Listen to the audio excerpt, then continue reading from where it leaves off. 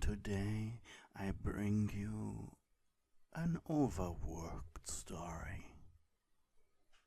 I hope you like it just as much as I enjoyed writing it.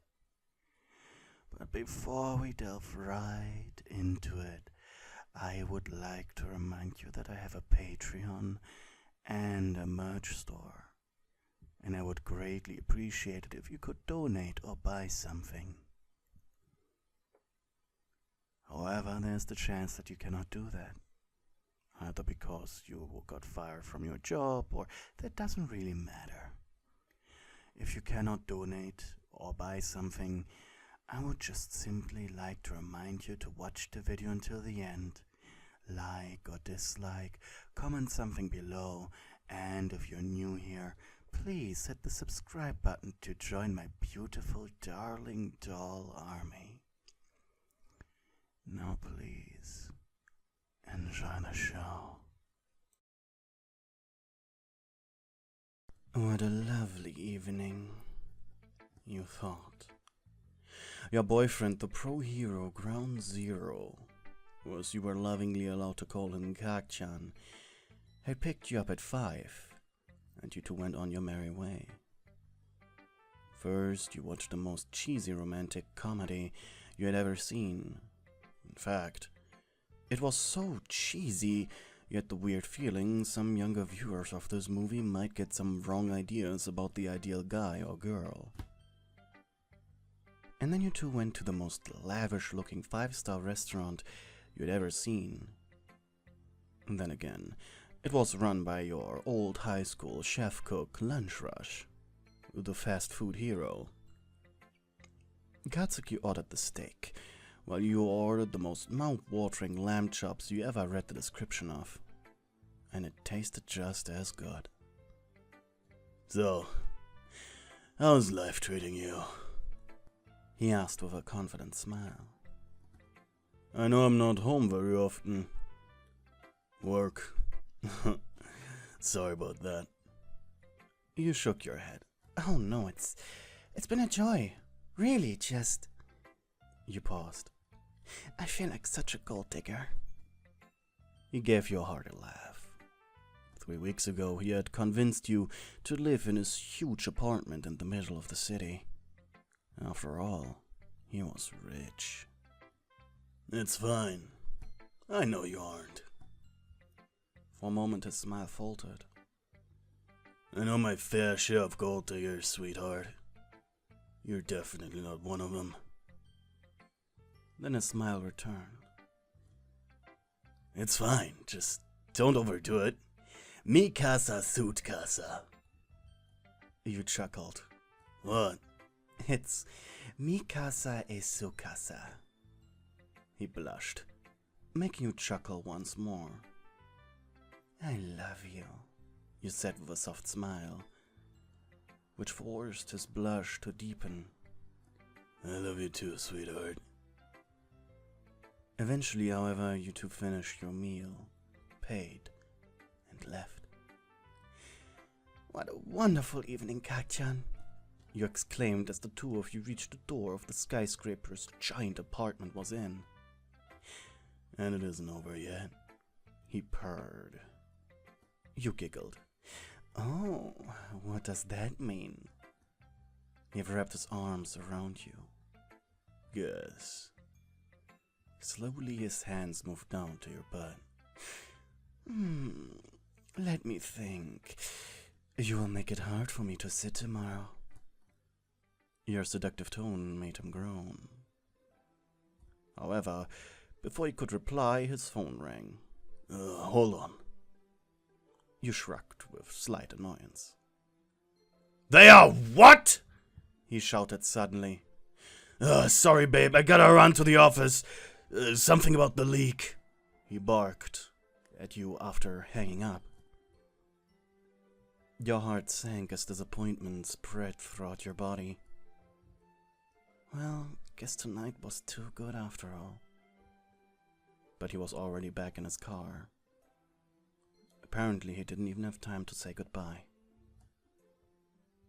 You entered the dark apartment without him, Its silence was almost deafening. With a sigh, you walked past the beautiful black and orange decor to a gold-plated bathroom. Probably the most expensive thing in this entire building. You spent a small fortune on that luxury bathtub.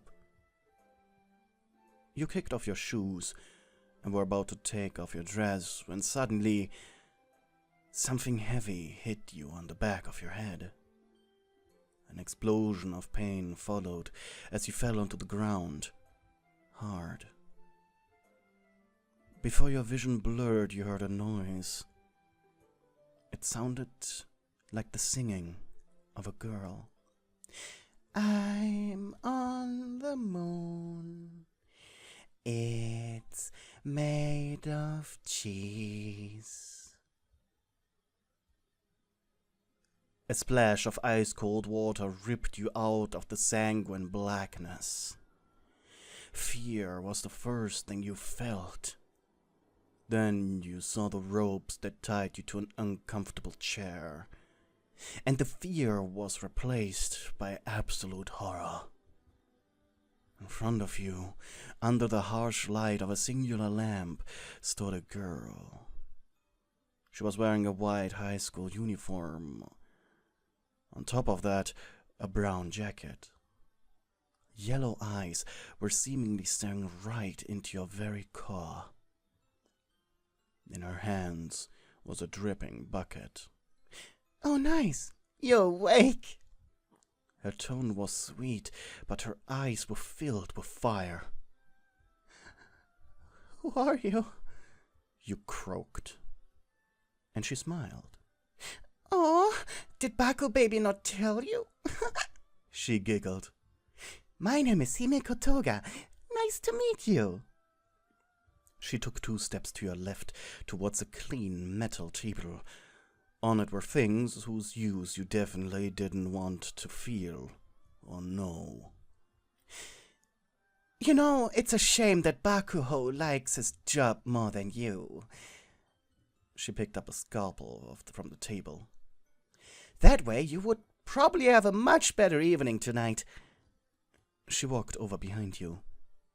"Now tell me, little angel," she whispered into your ear, "how big is he down there?" You blushed and looked into the opposite direction of her. Toga chuckled. "That means either he's really big or terribly, terribly disappointing." She walked back in front of you before she slowly traced the scalpel along your skin. It produced a gross scratching noise inside your head, and small stings of pain whenever the sharp blade penetrated the skin, just a bit. Once she reached the back of your hand, her body stopped moving entirely. Your breath hitched. And then she slammed the tool into your hand, nailing it to the chair. The pain ripped through your body like a flash, and you screamed. Your eyes filled with tears. With bloodied hands, Toga grabbed you by the chin, forcing you to look at it. Blood was slowly oozing out of the wound, while your hand trembled ever so slightly from the pain. "This is actually my favorite part. The moment when they understand that they're not getting out of your life," she gloated. "He will find me soon enough." You coughed. Without saying another word, Toga grabbed her scalpel and yanked it out, eliciting another scream from you. The blood now leaving your body faster. Such hope, such anger. "You hate me, do you?" asked the monster in front of you. "Why are you doing this?" you cried. "Love? Nah, that's what usually is the reason for me," she moaned. "No, I just really, really hate Bakugou." The pain in your hand slowly turned into a numb pounding, giving you just enough strength to collect your thoughts. What do you want? Information? The girl giggled with glee. No! I learned from experience that torture doesn't give you the information you want. No. I just want... She put her thumb under her chin and thought. I just want him to suffer. She walked back to her metal table.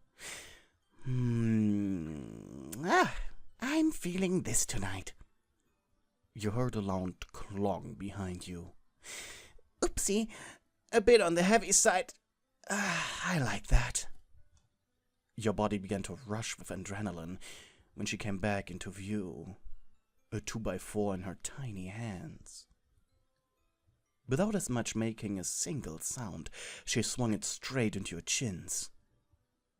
A disgusting crack filled the room, before your whole body convulsed with agony. Sorry, I really didn't like the look of your legs.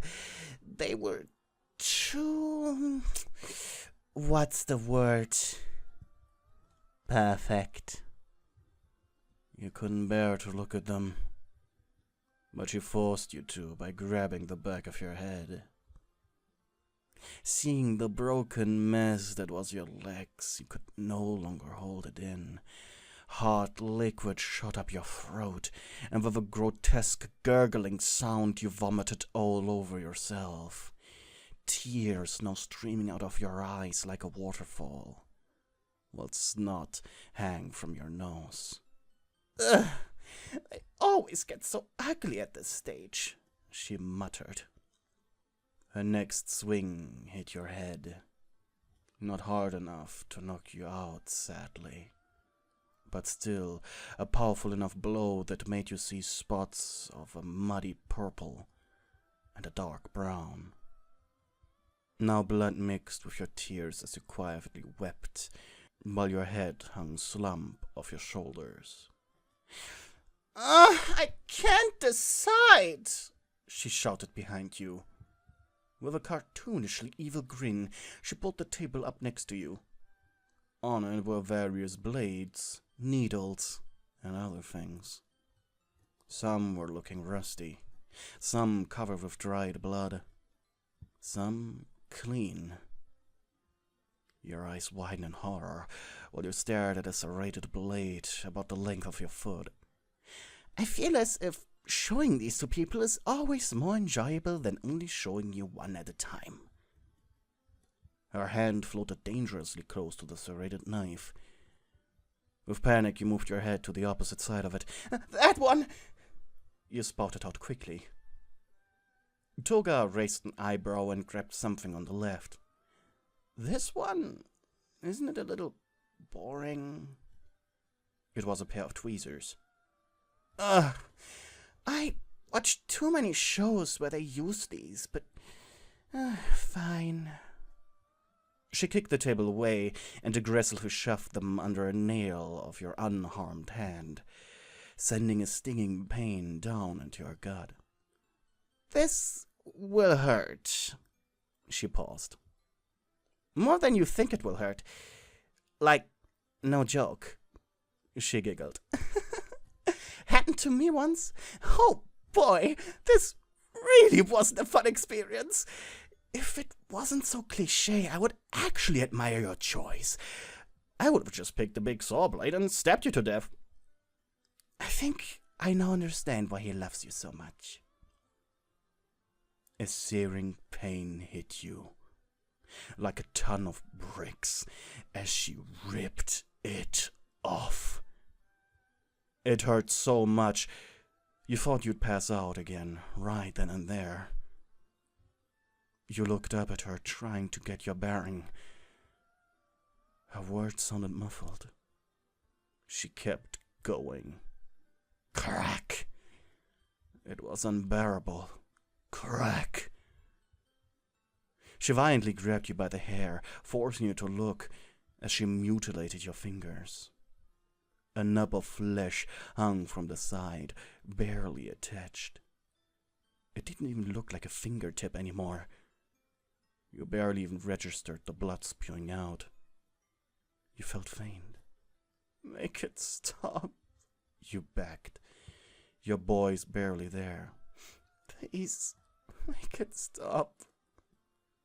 She didn't say anything. Crack. A cheerful tune interrupted Toga's work. The hell? She asked and looked around. You tried to collect yourself. That was your ringtone. Was Kakchan calling you? Hello? She said in your voice. How did she do that? But your body was too weak to say anything. Hey, where are you? He asked. Oh yeah, Baku baby. I was gonna tell you that I'm with Deku and basically I'm breaking up with you. His dick is just... Oh! Quiet filled the room. Hey, Kakchan, she said with Deku's voice. You met the number 3 pro a few times, thanks to Bakugou. How was she doing that? Was this a quirk? You're not her. In fact, you're neither of them. Toga blinked. What? She would never break up with me over the phone. She's too nice for that. What did you do to her, Toga? The anger. You could feel it. Toga gave you a dumbfounded look, before grinning and cheerfully replying, I broke her legs, destroyed her fingers, and I was about to gouge her eyes out with the same blade I impaled her hands with. An uncomfortable silence followed. But the look on Toga's face, utter bliss. Eventually she gave you a questioning look.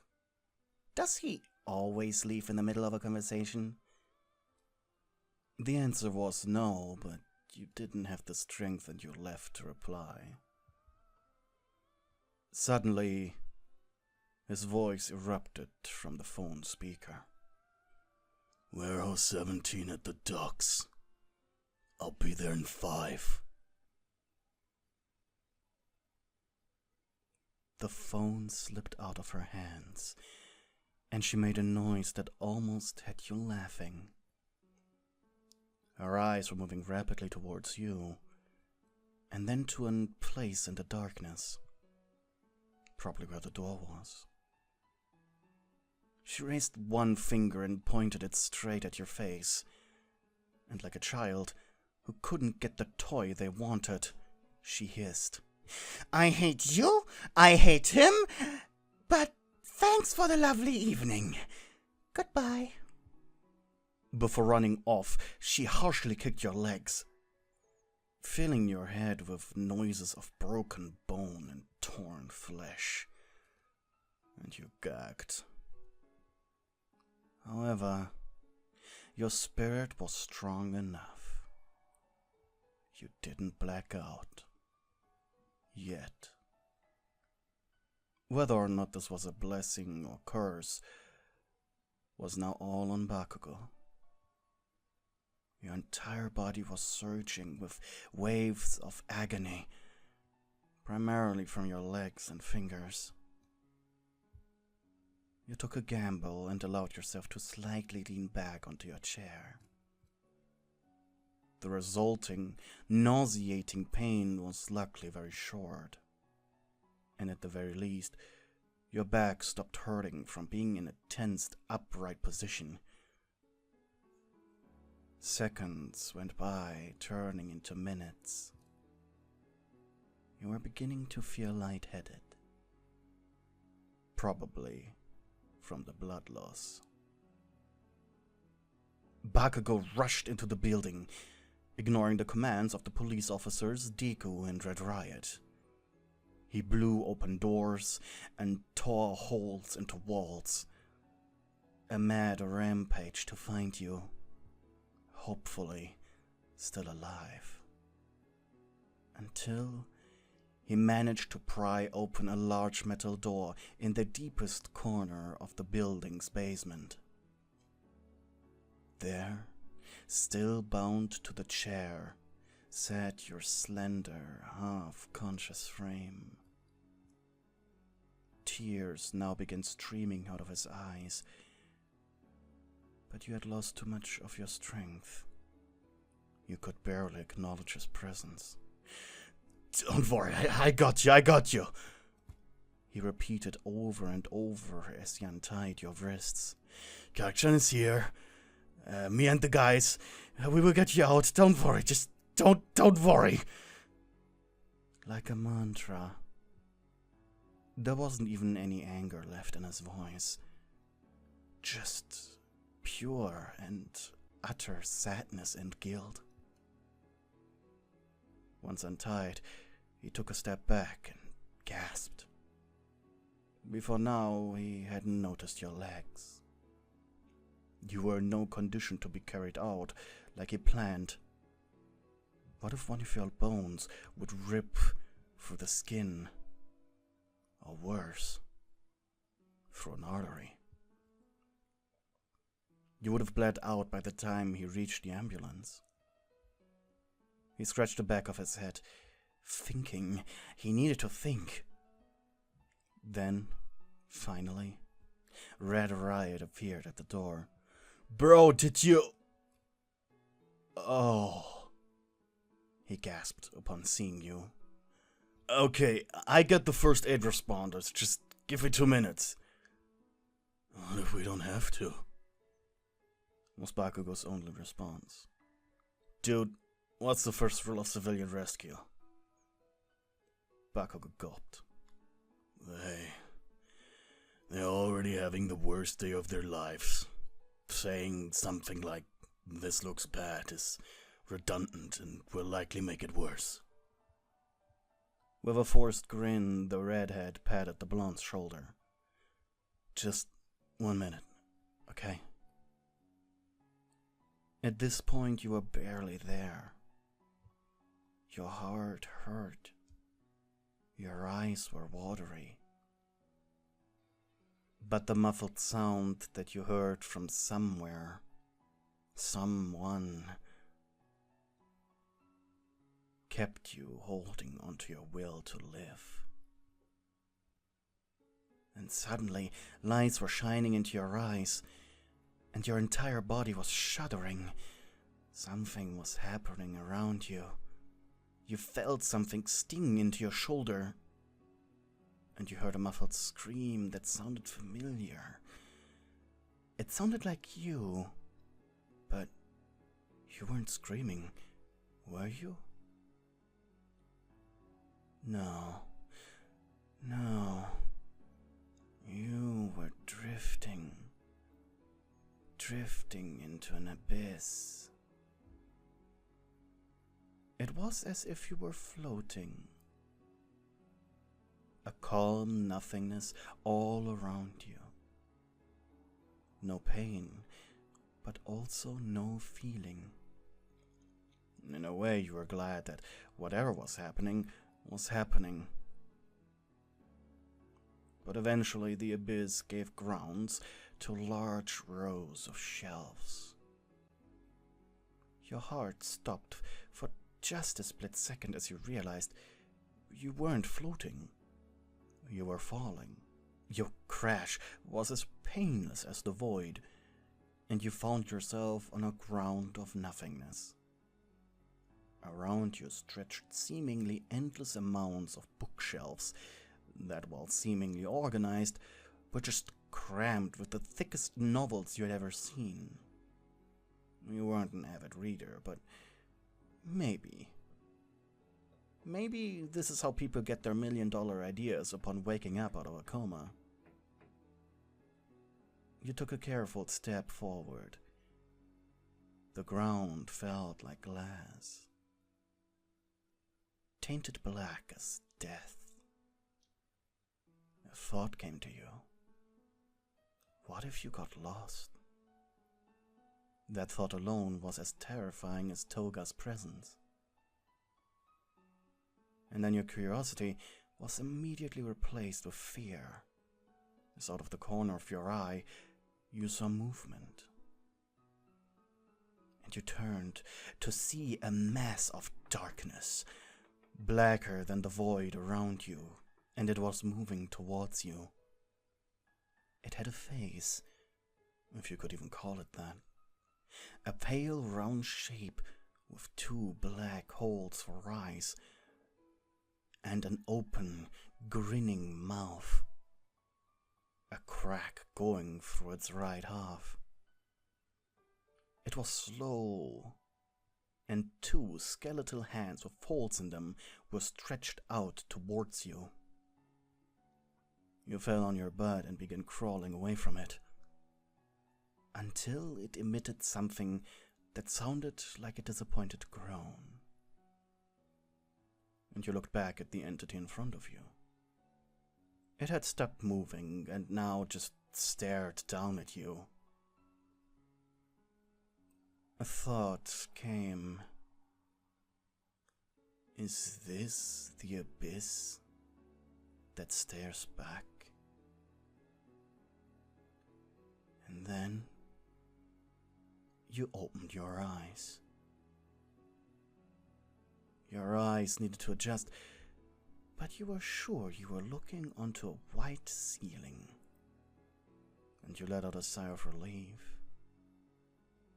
The smell, the noises you heard in the distance, and the fact that you were lying on something just as white as the ceiling told you that you were in a hospital.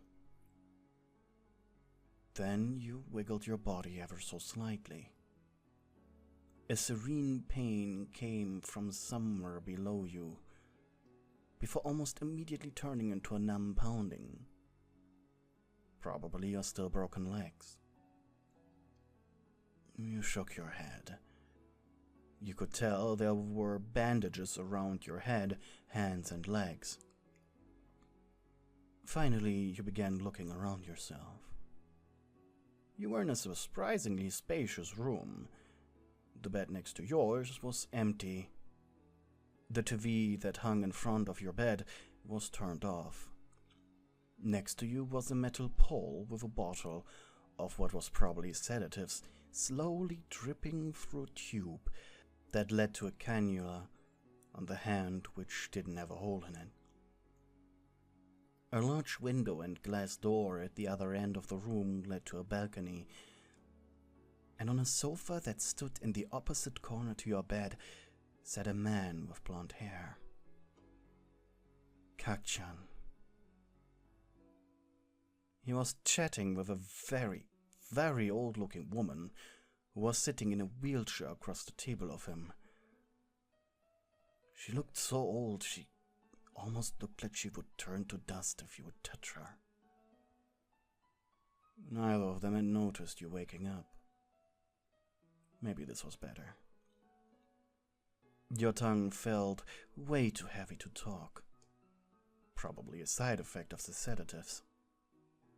And quickly you fell back to sleep. The next time you awoke, it was the middle of the night. Bakugou was sleeping quietly in the bed next to you, and the drip was still filling your head with fog. Suddenly Bakugou shifted in his bed. Clearly he was having a nightmare. You wished you could stand up and cuddle with him, but you simply felt too weak to do anything but blink. Eventually, you decided to continue sleeping. The next time you awoke, it finally seemed your moments of lucidity aligned with him giving you attention. You had opened your eyes just barely. The room around you just shapes and muffled noises, but you felt a presence next to you. Something warm and protective. A hand was gently caressing your cheek. "Hey," he murmured after retreating his hand upon noticing that you were awake. "I'm sorry you had to go through this." There was guilt in his voice, as if it was all his fault. It hurt you deeply.